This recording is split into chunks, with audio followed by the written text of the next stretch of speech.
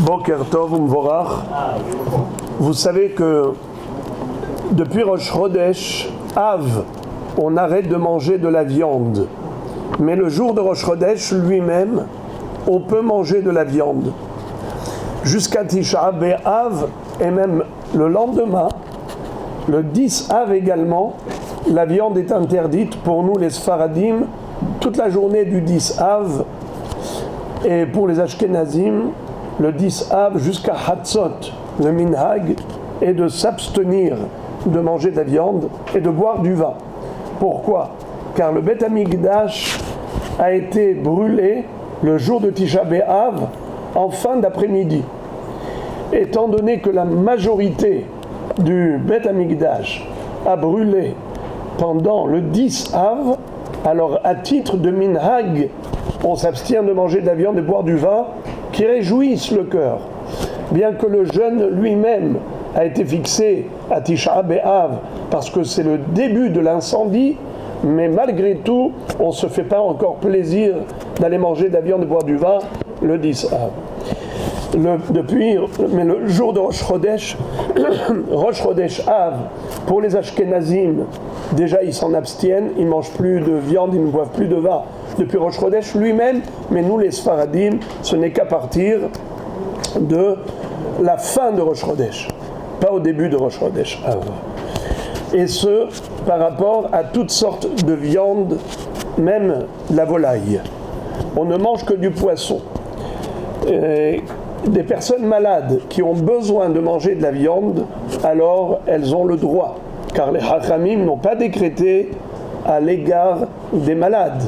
Également, une femme qui vient d'accoucher, dans les 30 jours, elle est considérée comme malade, pendant les 30 jours qui suivent l'accouchement.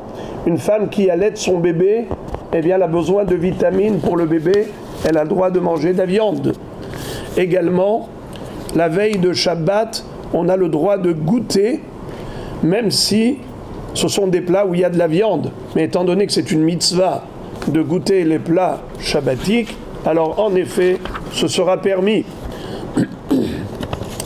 Juste rappeler l'origine de ce minhag. Il faut savoir que après la destruction du Beth Amikdash, il y a eu des prouchim, des gens zélés, des gens tzadikim, qui ont voulu ne plus manger de viande ni boire de vin toute l'année, s'en abstenir tout le temps.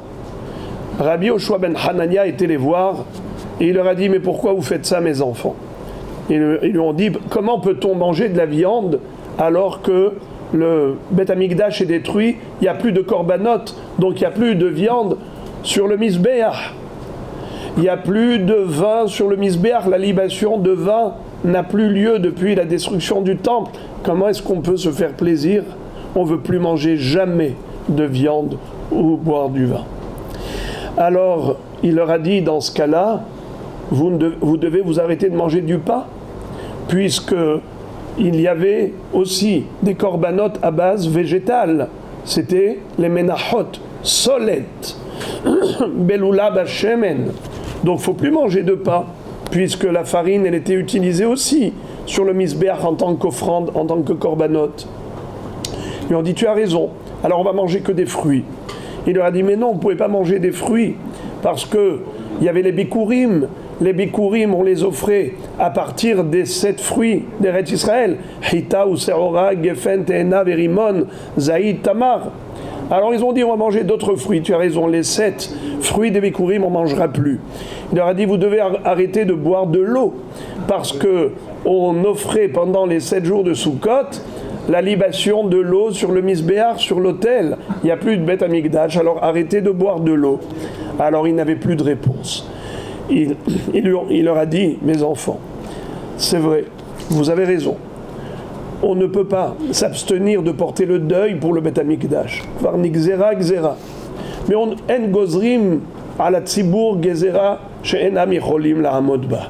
On ne peut pas décréter sur le tzibur des choses qui sont insupportables, intenables. Donc, ce qu'il faut faire, c'est qu'il faut marquer le deuil pour le Chorban Beth Amikdash, vous avez raison, mais d'une manière qui soit supportable. Par exemple, quelqu'un qui va peindre sa maison. Bon, il faut qu'il laisse une coudée carrée devant la porte de la maison, sans peinture, pour se rappeler du Khurban. Une femme qui va porter ses bijoux, elle va en laisser un, qu'elle ne va pas porter, pour se rappeler du Khurban. Même le Hatan, il va briser le verre, sous la roupa.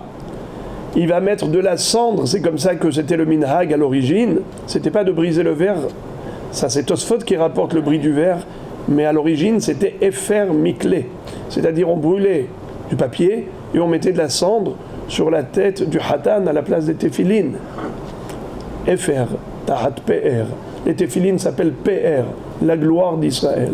Efer, les mêmes lettres, c'est la cendre. Mais un jour, Akadosh Baruch Hu nous rendra la gloire à la place de cette cendre. Mais tout celui qui porte le deuil pour Yerushalayim, comment c'est écrit? Kol hamit'abel al Yerushalayim zoche vero'eh besimchata, shene'emar sisu itah masos, kol hamit'abelim aleha. Tout celui qui s'endeuille pour Jérusalem, eh bien méritera de voir sa reconstruction, la joie de Yerushalayim, à tel point que nous dit le Ritba. Le Ritba, c'est l'un des Rishonim.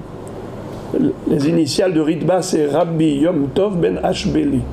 Lui, il dit que il va y avoir 2 résurrections de morts. Une première, Tehiyat Ametim, pour les gens qui ont porté le deuil pour Yerushalayim. Deuxième, Tehiyat Ametim, pour tout Israël.